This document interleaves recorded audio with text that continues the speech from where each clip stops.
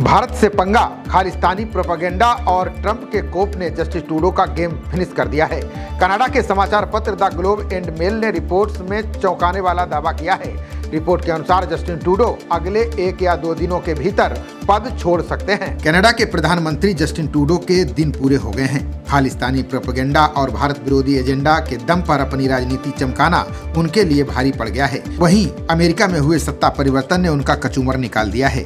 Trump ने अपनी वापसी होते ही कनाडा पर कई तरह के टैरिफ लगाने की घोषणा कर दी थी। इसका परिणाम ये हुआ कि सोमवार सुबह सुबह जब लोग नींद से जाग ही रहे थे, तभी कनाडा से आई एक खबर ने लोगों को चौंका दिया। रॉयटर्स की रिपोर्ट के अनुसार जस्टिन ट्रूडो प्रधानमंत्री पद से इस्तीफा देने जा रहे हैं। वे कभी भी अपना पद छोड़ सकते हैं। कनाडा के अखबार द ग्लोब एंड मेल ने 3 सूत्रों के आधार पर बताया कि ट्रूडो लिबरल पार्टी के नेता के तौर पर पद छोड़ने जा रहे हैं। उम्मीद है कि बुधवार को होने वाली एक महत्वपूर्ण राष्ट्रीय कॉक्स बैठक से पहले ऐसा हो जाएगा। बता दें कि ट्रूडो ने 2013 में लिबरल नेता का पद संभाला था, जब पार्टी गहरे संकट में थी। अक्टूबर 2015 में कनाडा में चुनाव हुए तो ट्रूडो को शानदार जीत मिली। इस चुनाव में लिबरल को 338 सीटों में से 184 सीटों पर जीत मिली।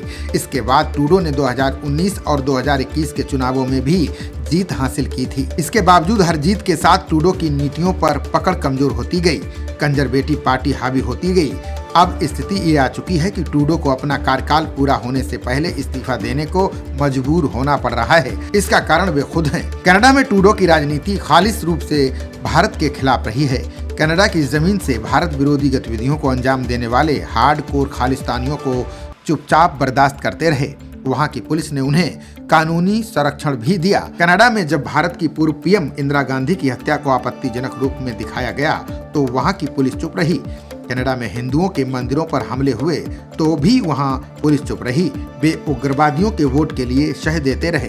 ट्रूडो ने खुद स्वीकार किया है कि कनाडा में खालिस्तानी तत्व मौजूद हैं। इससे भारत के साथ उनके रिश्ते बदतर होते चले गए। ट्रूडो के इन कदमों से कनाडा में उनकी लोकप्रियता घटती गई। एंगस रीड इंस्टीट्यूट और Asia Pacific foundation of Canada द्वारा किए गए सर्वे में ये बात साफ हो गई। कनाडा के 39% नागरिक मानते हैं कि कनाडा अपने संबंधों को अच्छी तरह से संचालित नहीं कर रहा है। सर्वेक्षण में यह भी पाया गया है कि 39% कनाडाई मानते हैं कि जब तक ट्रूडो प्रधानमंत्री हैं तब तक संबंधों में सुधार नहीं होगा।